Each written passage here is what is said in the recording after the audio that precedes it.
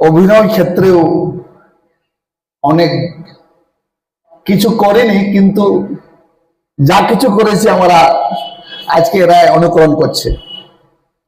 তারপরে আমি বিশেষ করে মিতন টুডুকে ধন্যবাদ জানাবো এবং কৃতজ্ঞতা বোধ করব যে উনি আমাকে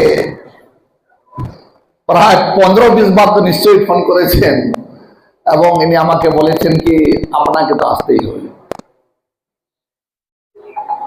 আমি ঝাড়খণ্ড আন্দোলনে 5 টাইমস জেল গেছি, 5 টাইমস। আজ ঝাড়খণ্ড দেখছেন আপনারা, আমি 2-3টা রাজ্যে জেলে গেছি আলাদা রাজ্যের লড়াইয়ে।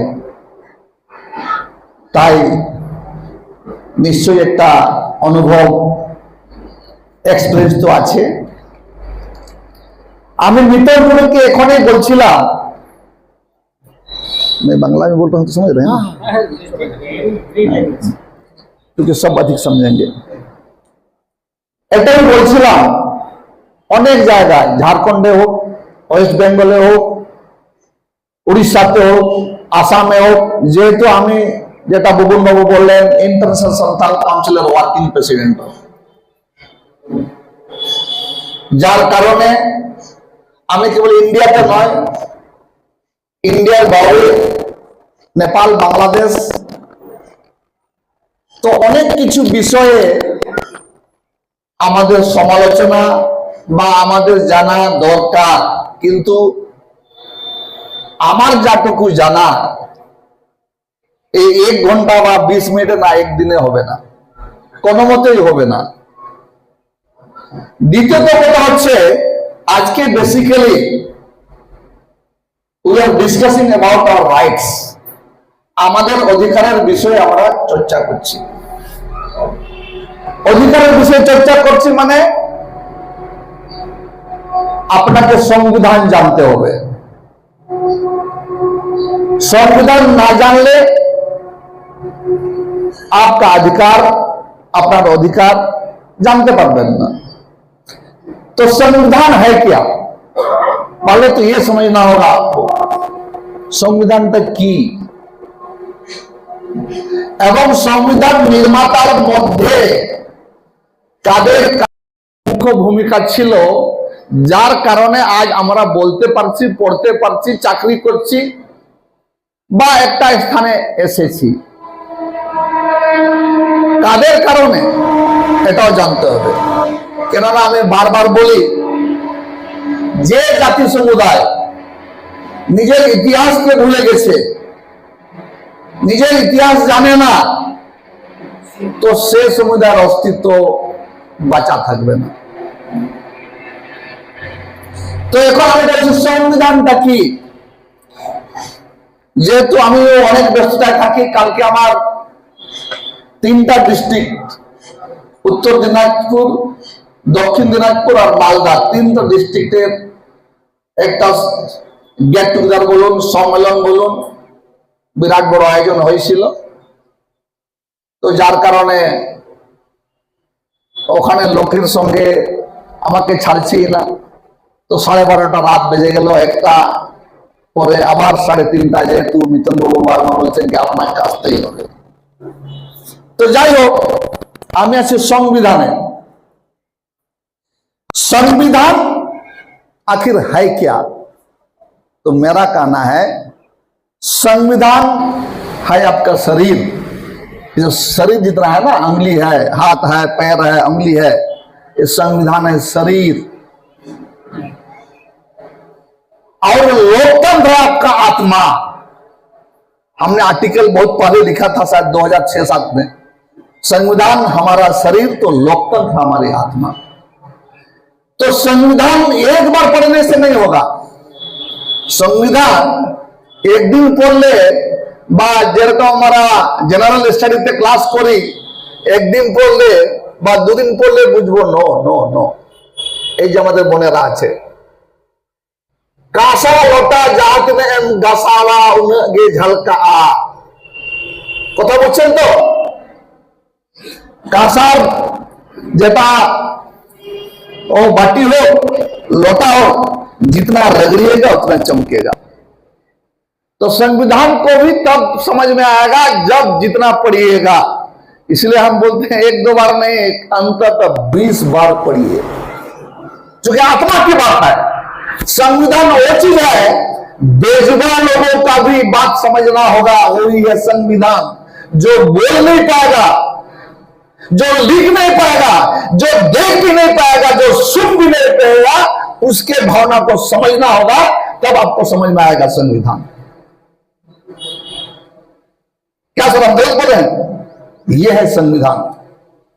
तो संविधान में दो बड़ा हस्ती है, और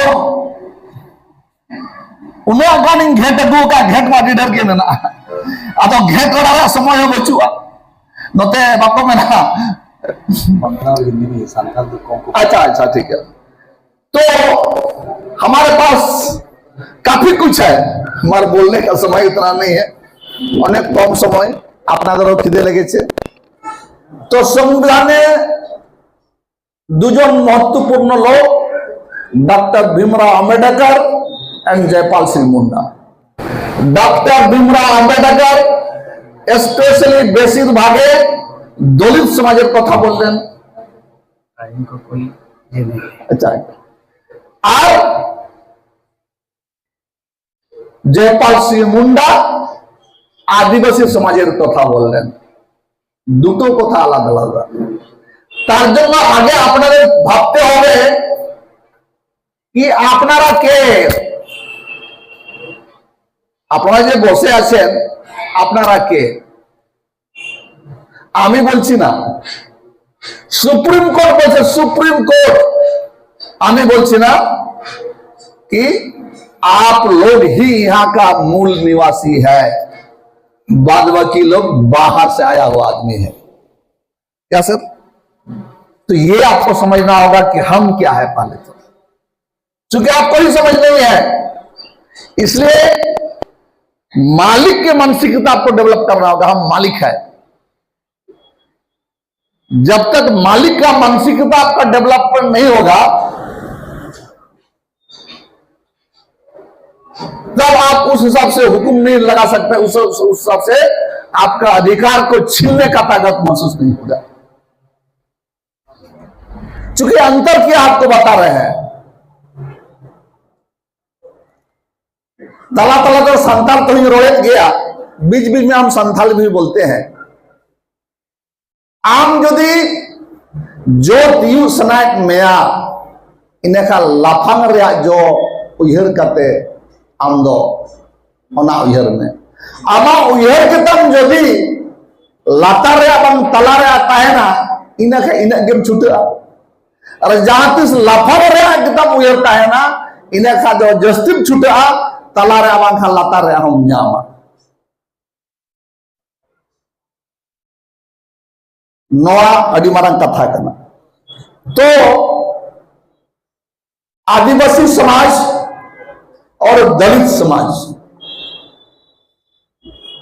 आज जो संकट है देश में, केवल झारखंड और या बंगाल में नहीं, ये दोनों महानुभावों को पता था।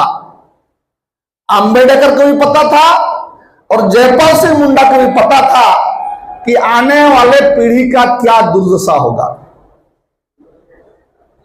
इसलिए वो लोग ने बात रखा था कि रिजर्व सीट में, जो भी रिजर्व सीट है एमएलए एमपी का रिजर्व सीट में, वोट देने का भी अधिकार उसी रिजर्व कैटेगरी को मिलना चाहिए। क्या सब? पर दुख की बात है, मैं जिस गांधी जी को हम प्रणाम करते हैं, उन्होंने उपवास में बैठ गया। वो तो समझ गया अगर वो लागू होता, सोच था तो आज ये जो देहात में कहावत है, नामे भालुक छा और पीठे रोवा नाई, मतलब भालू तो है मगर कोई उनका बालूल नहीं है। आज हमारा एमएलए एमपी का वही हाल है, चूंकि जीता रहा है कौन, आप नहीं जिता रहे हैं। क्यों नहीं जिता रहे हैं? आप तो माल लेके वोट ले रहे हैं। बैठा है दिक्कू लोग खेला खेल कर रहा है, वो इधर इधर मांझी, इधर संताल, इधर ए समीकरण, ए शिवकरण, इधर फोड़ो, बस। वो 15% है, उससे भी कम है, मगर खेला खेल दे रहा है। इसलिए आपका जो जनप्रतिनिधि एमएलए एमपी बोबा रहता है, अंधा रहता है, बारा रहता है, वो पार्टी लाइन छोड़ के कुछ नहीं बोलेगा। आपका समाज भाड़ में जाए, आपका जंगल छीना जाए, आपका जमीन छीना जाए, आपका मां बहन का इज्जत लूटा जाए, कुछ नहीं बोलेगा। चूंकि शहर बाजार में जो घोड़ा गाड़ी होता है ना, तो घोड़ा का दोनों तरफ आंख को बंद किया हो रहता है और सीधा ही चलेगा। वही हाल है हमारा एमएलए एमपी का। क्या हम सही बोल रहे हैं कि गलत बोल रहे हैं? यही हाल है। तो इसीलिए क्या क्या बात हुआ था आपको बता रहे हैं। हम खासकर शायद मैक्सिमम आदिवासी समाज के ही लोग आए होंगे, इसीलिए हमारे जयपाल सिंह मुंडा बोला था कि you don't teach the tribal people about democracy but you have to learn the democracy from the tribal people. कि लोकतंत्र तुम हमको मत सिखाओ, लोकतंत्र तुमको हमसे सीखना पड़ेगा। इसलिए बार बार बोला था कि हमको शेड्यूल ट्राइब नहीं, हमको आदिवासी ही चाहिए, आदिवासी का नाम ही चाहिए संविधान में। वो बार बार बोला, मगर दुर्भाग्य है आज तक आदिवासी हम नहीं लिखा सके। आज अगर आदिवासी लिखा जाता, देश के संविधान में आदिवासी लिखा जाता, तो उस स्थिति में हमारे ऊपर में आईपीसी सीआरपीसी लागू नहीं होता। क्यों? क्योंकि यूएनओ ने निर्णय लिया है, जहां से पूरा देश विदेश मतलब पूरा विश्व कंट्रोल होता है, यूनाइटेड नेशन ऑर्गेनाइजेशन। चूंकि लोग जानता है कि दुनिया अगर बचेगा, चूंकि दुनिया तो प्रकृति है, दुनिया अगर बचेगा तो आदिवासी का दर्शन से ही बच सकता है, वो पहाड़ हो जंगल हो। इसलिए यूएनओ में डिसीजन हुआ है, 90 के दशक से ही यूएनओ सोचने लगा और उसमें यही निर्णय हुआ है कि जहां जहां भी आदिवासी है, जो भी देश में आदिवासी है, you should give them self determination rights. जहां जहां भी आदिवासी है उसको आत्मनिर्णय का अधिकार देना होगा। इसलिए भारत सरकार क्या रिपोर्ट देता था, अभी भी उसी तो थोड़ा सा 2 कदम आगे बढ़ा है। बोलता है there are no adivasi in India, there are scheduled tribe. Adivasi Indians नहीं है, शेड्यूल्ड ट्राइब है, बोलता है। आज 2011 का ना जजमेंट है सर, जो मूलवासी के बाद 2011 में कि यही लोग इस देश का मूल निवासी है। डीएनए रिपोर्ट आया, बहुत सा आंकड़ा आया, ब्रिटिश लोग बोल के गया, न्याय व्यवस्था में बाहर से आया और लोग लायक नहीं है, वो लोग लोभी है और हम लोग नेचर का पुजारी है। तो आज कोई भी एमपी की आप संसद में बात उठाया, जब संविधान में संशोधन हो सकता है, क्या 2011 का जजमेंट आने के बाद कोई भी संसद में आवाज उठाया कि हमको पुनः इंडिजिनियस के रूप में वर्णित किया जाए, आदिवासी के रूप में? कोई एमपी उठाया? तो फिर क्या होगा? यही तो दुर्भाग्य है, यही है दुर्भाग्य। इसीलिए सबसे पहले हम इसलिए 2 लीडर को मानते हैं आदिवासी में। हम दो ही लीडर को मानते हैं, क्योंकि मैं भी क्रांतिकारी हूं, मैं भी अलग राज के लिए 5 बार पर जेल गया हूं। मैं तो इनको बोलता हूं, कोई अगर ये बोलता है कि झारखंड मुक्ति मोर्चा के लिए सरकार बन अलग राज हुआ, मैं दावे के साथ बोल सकता हूं जी नहीं। मैं एक किताब भी लिखने वाला हूं, इसलिए झारखंड आंदोलन का वहां पर मैं इन लोगों को बोलता हूं, अगर झारखंड मुक्ति मोर्चा के चलते अगर राज बनता तो सबसे पहले उसी को केंद्र सरकार बुलाता।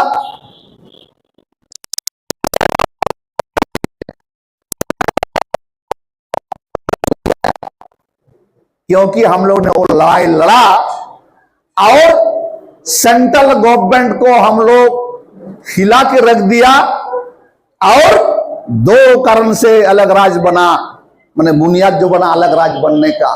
एक है वर्ल्ड बैंक, नाम सुने हैं ना, वर्ल्ड बैंक, विश्व बैंक। विश्व बैंक हाथ उठा दिया, बोलता है कि झारखंड का समस्या जब तक समाधान नहीं होगा मैं कोई फंड नहीं दूंगा। उसमें देश के गृह मंत्री थे एसबी चौहान। हमारा मित्र एक सुदाम मांडी का नाम सुने होंगे, जो उड़ीसा के बड़े लीडर है, हमारे साथ जेल भी में रहा है। हम उस दिन अब धीरे धीरे बोंगा और कनाबो जानतार बोंगा काडा को बोंगा एक कना और चतान खोली आणगो हुजुग कना जामदा ब्लॉक मयूरभंज रे सुदम बाबू मेताय कना झारखंड दो हुयुग गया, कोई माइकलाल झारखंड बनने से रोक नहीं सकता। अपे बापे पतिया इन दो जा कटुक को माया मोटो कटिंग बोंगा का खोरसवा जहां को गोजा कंत बना आदो ओनाते मरान नाम थे कॉन्फिडेंस आपके पास ऐक्यू दारे पतियो दारे डेवलप हुआ कि हमको कर सकते हैं। हम पतियो दारे ऐक्यू दारे बच्चों का तो बाय करना और जहां लगे जनता बोंगा को लिंज आंगो ना 7 बजेगा एक पूजा होता है सर उड़ीसा का जमदा ब्लॉक में एक पहाड़ का पूजा होता है। तो हम लोग जेल से निकले 90 मोटा मोटा 89 की बात है, जिसमें 48 घंटा बंद। तो वहां काला बलि होता है बहुत बड़ा पहाड़ में। तो हम और सुदाम मांडी उतर रहे थे, हमने बोला कि हर हाल में झारखंड होगा, अवश्य में भी झारखंड। दूसरे दिन पेपर में एसबी चौहान का पुणे से गृह मंत्री थे, एकमात्र समाधान अलग राज्य।